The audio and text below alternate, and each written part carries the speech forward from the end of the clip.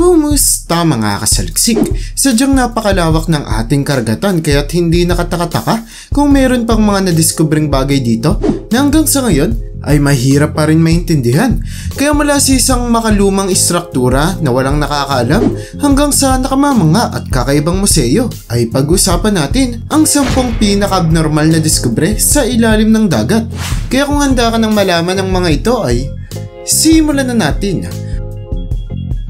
Number 10. Ancient Structure.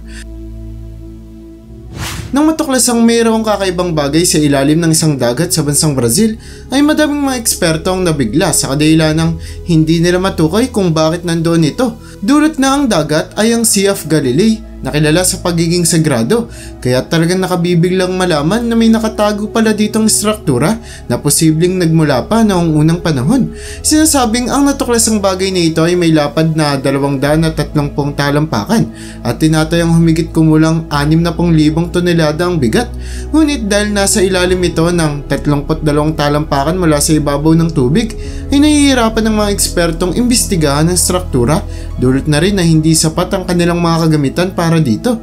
Hanggang sa ngayon ay kakaunti pa lamang ang mga nalalaman tungkol dito at dahil sobrang hirap at kinikailangan ng malaking halaga para lamang mahukay o kaya'y galugari ng lugar ay wala pang aksyong isinasagawa para pag-aralan palalo ang bagay ni ito, kaya't hanggang ngayon ay hindi pa rin natutukoy kung ano ba ito, sino ang gumawa, bakit nasa ilalim ng karagatan at para saan ang struktura.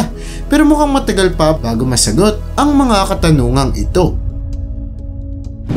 Yo, kumusta mga kasaliksik? Ako po si John Mark Guzman, ang boses sa likod ng Saliksik TV. At ngayon ay gusto ko kayong imbitahan na mag-subscribe sa Saliksik Gaming kung saan maglalaro at mag-e-enjoy tayo. Kaya ano pang hinihintay mo? Subscribe na at see you there kasaliksik! Number 9. Baltic Sea Anomaly. Alam niyo bang may natuklasan sa Baltic Sea na posibleng nagpapatunay na totoong may mga alien? Ang bagay na ito ay nadiskubre noong 2011 habang nagsisonar ang mga researchers sa lugar kung saan nila mahahanap ang kakaiba at hindi may paliwanag na bagay na sinasabing isa daw umanong UFO. Sa kadila nang meron itong malaki at bilugang hugis na talaga namang may haalin tulad sa mga sasakyan na ginagamit ng mga alien sa mga pelikula o kaya yung mga palabas na pinapanood natin. Dahil na rin sa kakaunting impormasyon pa lamang ang nasisigurado tungkol sa nadiskubring ito, dulot ng matatagpuan ito sa ilalim, kaya't sobrang hirap kumuha ng iba pang mga detalye dito. Kaya't marami ang nagdedebate kung totoo nga bang UFO ito o kaya mga bilugang bato lamang na kadalasan namang nakikita sa sahig ng karagatan ng Baltic na hanggang sa ngayon ay hindi pa rin nabibigyan ng totoong kasagutan. Number 8. Undersea Rivers. Tiyak na hindi kayo maniniwala kung sabihin ko sa inyo na posibleng magkaroon ng ilog sa ilalim ng karagatan na kagaya na lamang na nadiskubre sa ilalim ng Black Sea, kung saan mayroon sa ilalim nito na napakalaking ilog na talaga namang gumulat sa maraming mga tao pati na rin sa mga eksperto. Dahil sa sobrang bago pa lamang ang pagkakadiskubre sa nakamamanghang bagay na ito ay kakaunti pa lamang ang impormasyon at detalyeng nalaman tungkol dito. Kaya't pinapayuhan ng mga eksperto na wag basta-basta puntahan at lumungoy dito dahil matapos ang ilang pagsusuri ay napag-alaman nila na pabago-bago ang agos ng tubig ng kakaibang ilog na ito kung saan posible itong lumakas na maaari pang magdulot ng peligro sa mga taong lalangoy dito. Number 7. Immortal Jellyfish. Hindi na bago sa atin na ang lahat ng nabubuhay ay namamatay din sa hinaharap. Pero paano kung may isang hayop na hindi nabibilang dito, kung saan hindi ito tumatanda o natatapos ang kanyang buhay? Ang hayop na ito ay ang immortal jellyfish na kayang mabuhay ng walang hanggan sa kadila ng kaysa tumanda ang hayop ay bumabalik lamang ito sa kanyang pagkabata ng paulit-ulit, kaya't imposible itong mamatay. Hindi matukoy at may paliwanag ng mga eksperto kung bakit ito nangyayari. Sadikyang ito o paano ito nangyayari. Ngunit ang tanging napag-alaman nila ay kahit na hindi pwedeng mamatay ang immortal jellyfish dulot ng katandaan, ay posible naman silang mamatay dahil sa pagkagutom, kaya't kung hindi sila makakakain ay mawawalan sila ng lakas na magdudulot para hindi nila kayaning bumalik sa kanilang pagkabata matapos silang tumanda. Number 6. The Upsweep. Alam niyo ba na hindi lang mga kakaiba at hindi maipaliwanag na hayop o bagay ang posible nating matuklasan sa ating karagatan, dahil meron din pwedeng madiskubre ditong mga tunog na talaga namang gumugulo sa isipan ng maraming tao, pati na rin ng mga eksperto. Ang isa sa mga tunog nito ay ang tinatawag na upsweep na nadiskubre noong 1991, at kahit matagal na itong natuklasan ay hanggang sa kasalukuyan ay hindi pa rin natutukoy kung ano o saan ba nanggagaling ang tunog na ito. Kahit madaming nagsasabi na posibleng nanggagaling ang tunog sa isang hindi pa natutuklasang nilalang sa ilalim ng ating karagatan. At dahil sa sobrang lakas ng tunog na ito ay mataas daw ang posibilidad na nanggagaling ito sa isang malaking hayop kumpara sa maliit, kaya't maaaring may isa pang dambuhalang halimaw sa ating karagatan ang madidiskubre pa lang natin sa nalalapit na hinaharap. Number 5. Narwhal tusks. Kung iisipin ninyo na ang mga unicorn ay pawangkat ng isip lamang, ay baka magbago ang inyong pananaw matapos ninyong makita ang narwhal tusks na kilala bilang real-life unicorn. Dulot na mayroon silang isang sungay sa kanilang ulo. Ngunit kahit na sobrang popular ng hayop na ito dahil sa kanilang napakahabang sungay, ay hanggang sa ngayon ay hindi pa rin natutukoy kung para saan nga ba ito.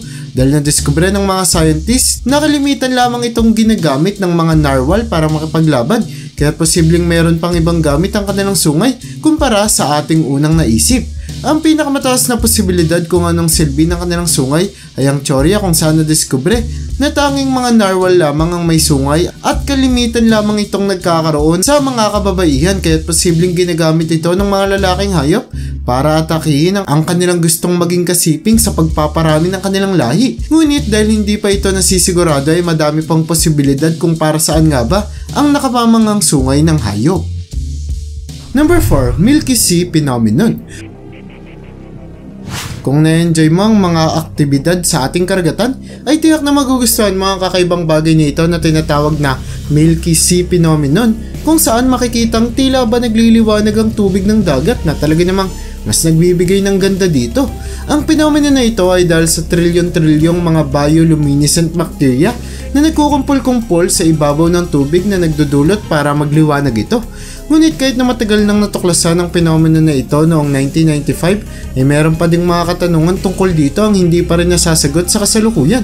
Gaya na lamang kung bakit umiilaw ang mga bakterya na ito na nadidiskubre sa tubig at kung bakit sila nagkukumpul-kumpul sa ibabaw. Kahit na may mga dapat pang malaman tungkol sa kakaibang phenomenon na ito ay natuklasan naman na hindi ito nakakasama sa kahit na sino, kaya't malaya tayong makapaglalaro sa mga nagliliwanag at napakagandang tubig na ito na talaga namang nagbigay ng saya sa maraming mga tao. Number 3. Misteryosong orb. Nang matuklasan ng mga researchers ang kakaibang bagay na ito sa ilalim ng karagatan ng California noong 2016 ay talaga namang nagulat sila sa kadahilan ng kahit na may bulugan itong hugis na inakala nilang isang kakaibang itlog lamang, ay napag-alaman nila na isa itong hayop na wala pang nakakaalam. Hanggang sa kasalukuyan ay patuloy pa rin ang pag-iimbestiga tungkol sa kakaiba at bagong diskubreng hayop na ito, kung saan inulat ng mga scientist na posibleng isa itong bagong species ng velutinide o mga suso sa ilalim ng karagatan. At dahil bagong uri lamang ito ng hayop ay madami pang mga bagay ang kailangang alamin tungkol dito, gaya na lamang kung ligtas ba ito para sa mga tao at kung ano ang nadudulot nito sa ating kapaligiran. Number 2. Yonaguni Monument. Tiyak na pati kayo ay malilito kung ano nga ba ang kakaibang bagay nito na nadiskubre sa ilalim ng dagat sa bansang Japan, dahil posible daw na ang sobrang detalyadong monumento na ito ay isang natural na rock formation lamang. Ang tinutukoy na bagay sa listahan ay ang Yonaguni Monument na nadiskubre noong 1986 na hanggang sa ngayon ay hindi pa rin malaman kung ano o sino nga ba ang may gawa, sa kadila ng kasalukuyang pinagdedebatihan pa rin ang pagkakagawa nito, kung saan sinasabing ginawa ito ng mga sinaunang mamamayan ng bansang Japan. Habang may mga eksperto ba ding nagsasabi na kahit pa mukhang gawa ng taong monumento, ay mas mataas pa din ang posibilidad na gawa ito ng ating kalikasan, dulot na ang lugar ay nakalagay malapit sa mga fault lines kung saan nangyayari ang madaming tectonic activities, kaya't kayang-kaya nitong ihulma at buuin ang sobrang detalyadong bagay na ito. Number 1. Cancun Underwater Museum. Hindi man ganoong kamisteryoso kagaya ng mga naunang bagay sa ating listahan, sa kadahilan ng isa itong museo ay tiyak na gawa ito ng tao. Ngunit meron pa ding hindi ganoong maintindihan ng mga tao tungkol sa Cancun Underwater Museum sa Mexico, kung saan hanggang ngayon ay hindi pa rin matukoy kung paano nagsimula ang idea ng paglalagay nito sa ilalim ng tubig na magiging dahilan para mahirapan ng mga taong makita ang kabuuan nito. Ang museo sa ilalim ng tubig ay naglalaman ng humigit kumulang 500 skulptura ng mga tao, at dahil sa kakaibang estilo nito ay naging popular ito sa maraming mga tao kung saan lagpas sa 750,000 na turista ang bumibisita dito bawat taon. At hindi lang para sa mga tao ang Cancun Underwater Museum, dahil talagang nakatutulong ito para sa mga isda sa kadahilan ng ang mga coral reefs ay posibleng tumubo sa mga skulptura na maaaring gawing pagkain o tirahan ng mga isda. Kaya't hindi lang maganda ang panlabas na anyo ng museyong ito dahil meron din itong napakabuting dahilan ng pagkakabuo. At yan ang bumabuo para sa listahan natin sa video na ito. Hindi may pagkakailan ng ating karagatan na may tinatagong napakadaming hindi may paliwanag at hindi maintindihan ang mga bagay na talaga namang gumugulo sa isipan ng marami sa atin. Kaya para sa'yo, alin sa mga nadiskubreng ito sa ilalim ng tubig ang pinakagumulat sa'yo? I-comment mo naman yan sa baba. At hanggang dito na lang muna ang aking bahagi. Hanggang sa muli mga kasaliksik. Maraming salamat sa panonood. See you in my next video.